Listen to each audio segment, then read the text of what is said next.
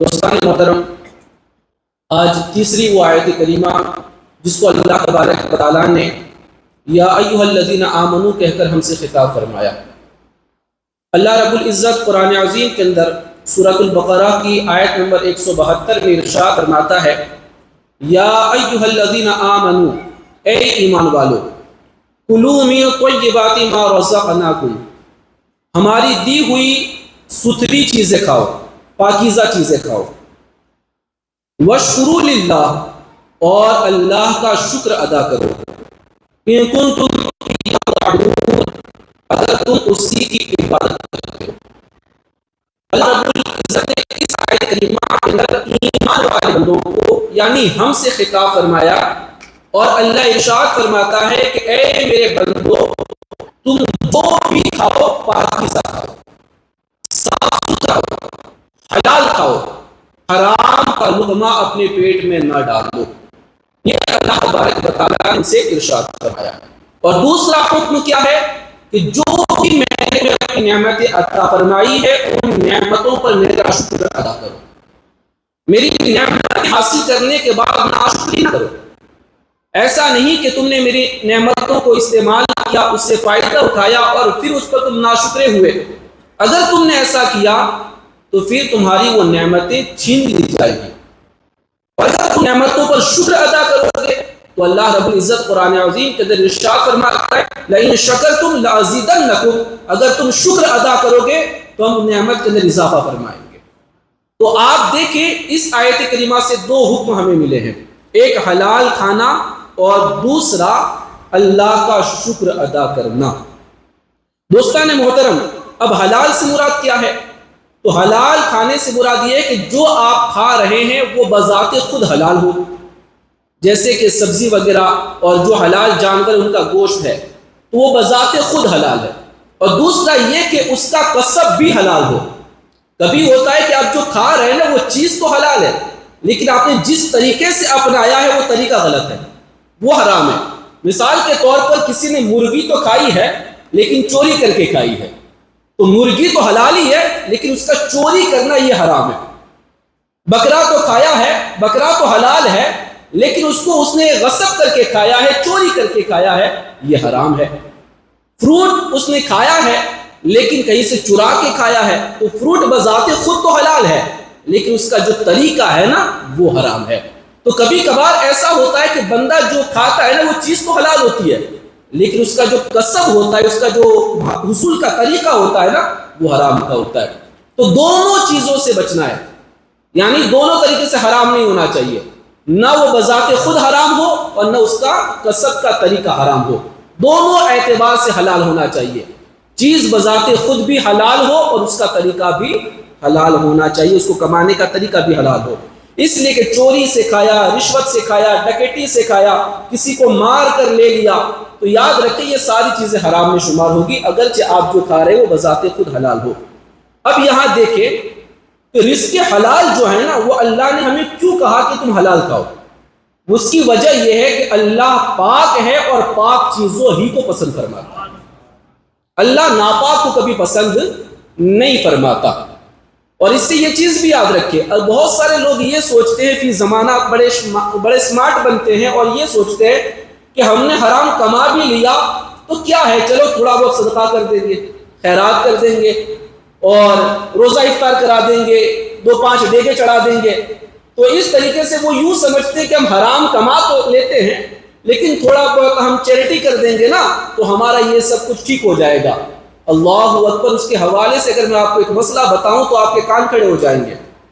فرمایا گیا اگر چیز حرام قطعی ہے، آپ نے جو کمایا ہے نا وہ حرام قطعی ہے، اور اگر آپ نے اس کو ثواب کی نیت سے صدقہ کیا تب تو کفر ہے۔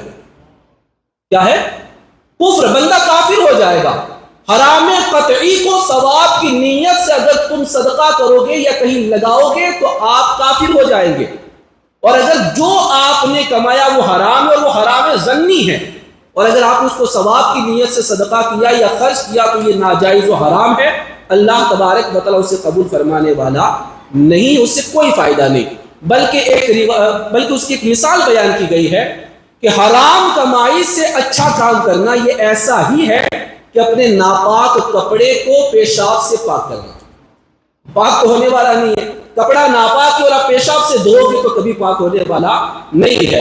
تو حرام چیز کو اگر آپ صدقہ کرنے جاؤ گے یا مسجد مدرسے میں لگانے کی کوشش کرو گے تو اس سے آپ کو کوئی بھی نفع ہونے والا نہیں ہے اور قطعی حرام ہے. اور اگر آپ نے ثواب کی امید رکھی ہے تب تو کفر ہو جائے گا. مصطفیٰ کریم کے دیوانوں، اللہ نے ہمیں حلال کا جو حکم دیا اس کی وجہ کیا ہے؟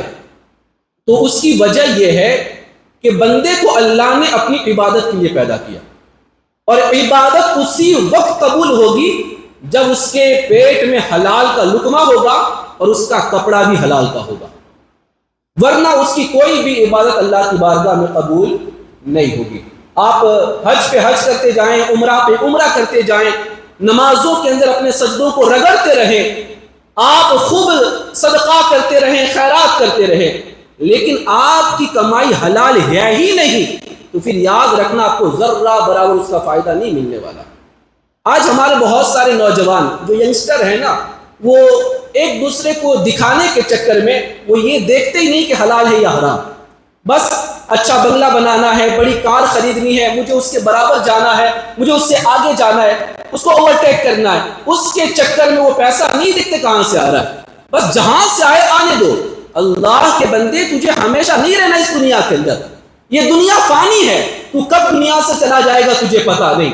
اگر پہننا ہے تو حلال پہن، کھانا ہے تو حلال کھا، جس گاڑی میں گھومنا ہے وہ حلال کے پیسے سے خرید، جس گھر میں رہنا ہے وہ حلال کے پیسے سے بنا.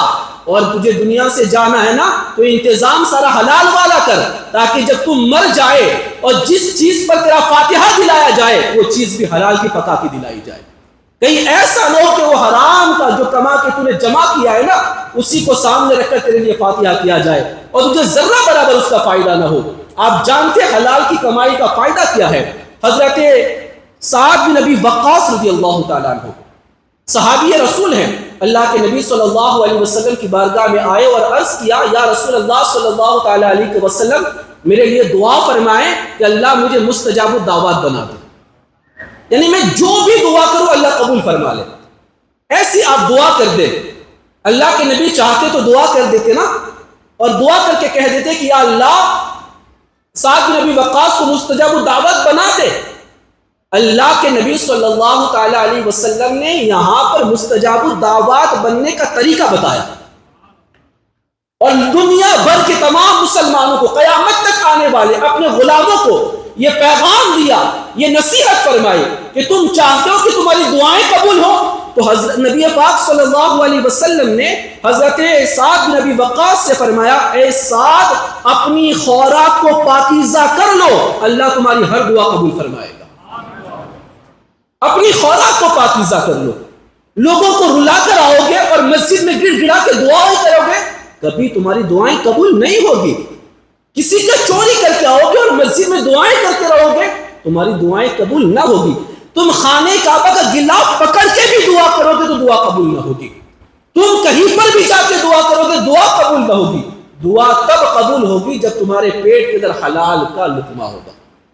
یہ چیز یہاں پر اللہ کے نبی صلی اللہ علیہ وسلم نے ارشاد فرمائی، اور نبی پاک آگے ارشاد فرماتے، اس ذات کی قسم جس کے قبضے میں مجھ محمد صلی اللہ علیہ وسلم کی جان ہے، آدمی اپنے پیٹ میں حرام کا لقمہ ڈالتا ہے تو 40 دن تک اس کا کوئی بھی عمل اللہ کی بارگاہ میں قبول نہیں ہوتا.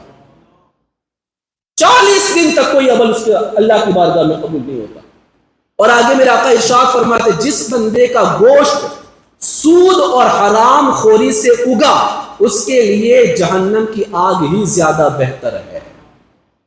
یعنی ظاہر سی بات ہے، آپ جو بھی کھائیں گے نا اس کھانے سے بلڈ بنے گا اور بلڈ کے بعد وہ جسم میں کوئی نہ کوئی حصہ بنے گا، گوشت کے اندر کہیں نہ کہیں بنے گا، کوئی چیز تو بنے گی نا اس سے. اللہ کے نبی ارشاد فرماتے، حرام کی غذا سے جو بنا ہے نا اس کو جہنم کی آگ ہی جلائے گی، جہنم کی آگ ہی جلائے گی. تو اس لیے دوستان محترم، اللہ رب العزت کا یہ فرمان اپنے ذہن میں بٹھا لو کہ اے ایمان والو پاکیزہ چیزیں کھاؤ جو ہم نے تمہیں عطا فرمائی ہے. اللہ نے کیسی کیسی نعمتیں رکھی ہے، ہمیں انہی کو کھانا چاہیے اور اس کو حلال طریقے سے کھانا چاہیے. اور دوسری چیز یہاں جو میرے رب نے ارشاد فرمائی وہ یہ ہے کہ میرا شکر ادا کرو۔ اللہ نے جتنی نعمتیں عطا فرمائی ہے ان نعمتوں پر اس کا شکر ادا کرو۔ کتنی نعمتوں میں ہم ڈوبے ہوئے ہیں۔ قرآن عظیم کے اندر اللہ نے ایک مقام پر ارشاد فرمایا وَإِن تَعُدُّوا نِعْمَةَ اللَّهِ لَا تُحْصُوهَا، اگر تم اللہ کی نعمتوں کو کاؤنٹ کرنا چاہو تو نہیں کر سکتے، اسے گن نہیں سکتے۔ اتنی ساری نعمتیں، ہم پیدا کہاں ہوئے، ہمارا بچپن کہاں گزرا، ہم آئے کہاں، کما کہاں رہے ہیں، اللہ نے کیسی کیسی نعمتیں عطا فرمائی۔ کبھی غور تو کیا ہم جب پیدا ہوئے تھے، ہم چھوٹے تھے، کہ ہمارے باپ نے سوچا تھا کہ ہم کہاں جا کر اللہ کی نعمتوں کا حصول کریں گے، کہاں جا کر رزق حاصل کریں گے؟ ہمارا مولا ہم پر اتنا بڑا کریم ہے اور اتنا رحیم ہے کہ ہمیں ایسی نعمتیں اور ایسی جگہ سے عطا فرماتا ہے جہاں ہمارا گمان بھی نہیں ہوتا، ہمارا وہم بھی نہیں ہوتا۔ تو آج یہ رب کی نعمت نہیں تو کیا ہے؟ آج ہزاروں کلومیٹر دور اپنے وطن سے ہم کسی پرائے ملک میں رہ کر کے یہاں خوب کماتے ہیں، اچھے سے زندگی گزارتے ہیں۔ یہ اللہ کی نعمت نہیں تو کیا ہے؟ یہ اللہ کا احسان نہیں تو کیا ہے؟ یہ اس کا شکر نہیں تو کیا ہے؟ ہمارے پاس رب کی بے شمار نعمتیں ہیں، ہم پوری زندگی اپنے سر کو سجدے میں رکھ کے پڑے رہیں تب بھی اللہ کا ہم حق ادا نہیں کر سکتے، اس کا شکر ادا نہیں کر سکتے۔ یہ اللہ کا بے پناہ فضل ہے، اس کا کرم ہے، اس نے ہمیں لاکھوں بلکہ کروڑوں نعمتیں عطا فرمائی ہے۔ ہمیں ان نعمتوں کا شکر ادا کرنا چاہیے۔ بلکہ فرمایا گیا، آخری بات ہے کہ جو حلال کمائی ہے اس کے حوالے سے فرمایا گیا کہ تقوی، ولایت اور مقام صدیقیت اگر ملتا ہے تو حلال کمائی کے ذریعے ملتا ہے۔ کوئی بھی بغیر حلال کمائے، بغیر حلال کھائے متقی نہیں بن سکتا، بغیر کوئی حلال کھائے پرہیزگار نہیں بن سکتا، بغیر کوئی حلال کھائے ولی نہیں بن سکتا، بغیر کوئی حلال کھائے صدیق نہیں بن سکتا۔ اب یہاں صدیق کی بات آئی تو میں صدیق اکبر کی بات کر دوں۔ ایک مرتبہ آپ کا غلام آپ کی بارگاہ میں دودھ لے کر آیا تو صدیق اکبر رضی اللہ تعالیٰ عنہ نے وہ دودھ لیا اور آپ نے نوش فرما لیا، پی لیا۔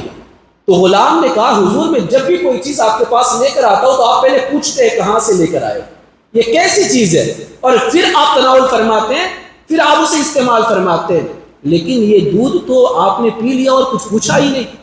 تو صدیق اکبر رضی اللہ تعالیٰ عنہ نے جب سنا تو کہا کہ کہاں سے لے کر آئے ہو، یہ دودھ کیسا ہے؟ کہا حضور بات یہ ہے کہ زمانے جاہلیت کے اندر میں نے کسی پر منتر پڑھ کے دم کیا تھا، اس کو پھونک لگائی تھی، تو اس نے آج مجھے اس کے بدلے میں یہ دودھ دیا ہے، یہ دودھ میں لے کر آپ کی بارگاہ میں اور آپ نے پی لیا۔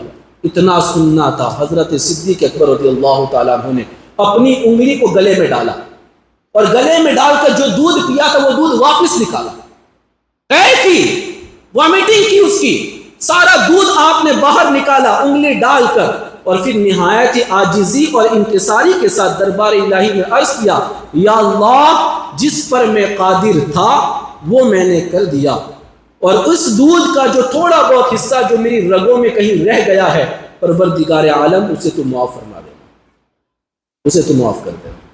یہ ہے تقویٰ اور یہ ہے حلال کی فکر کہ ڈالا ہوا دودھ بھی آپ نے الٹی کر دی، اس کی آپ نے باہر نکال دیا اس کو، تاکہ وہ ایک قطرہ بھی میرے جسم میں باقی نہ رہے۔ آپ دیکھیں کتنا خیال رکھتے تھے صحابہ کرام حلال کا، تب جا کے اللہ تعالیٰ نے آپ کو یہ مقام اور مرتبے عطا فرمائے ہیں۔ دوستان محترم، اس آیت کریمہ کو اپنی زندگی کے اندر شامل کر لیجئے۔ زندگی بھر ہم کھائیں گے تو حلال غذا کھائیں گے، اپنی اولاد کو کھلائیں گے تو حلال غذا کھلائیں گے، ہم جب دنیا سے جائیں گے تو حلال چھوڑ کے جائیں گے، ہم حرام کی طرف آگے نہیں بڑھیں گے، اور جو بھی رب نے دیا ہے اس کا شکر ادا کرتے رہیں گے، اس لیے کہ شکر ادا کرتے رہیں گے رب کا وعدہ ہے، رب اس کے اندر اضافہ فرماتا رہے گا، اسے بڑھاتا رہے گا۔ جتنا ملا ہے شکر کرو، اللہ اور عطا فرمائے گا، اللہ اور عطا فرمائے گا۔ اللہ تبارک و تعالیٰ کی بارگاہ میں دعا ہے اللہ تعالیٰ ہم تمام کو اس پر عمل کی توفیق عطا فرمائے۔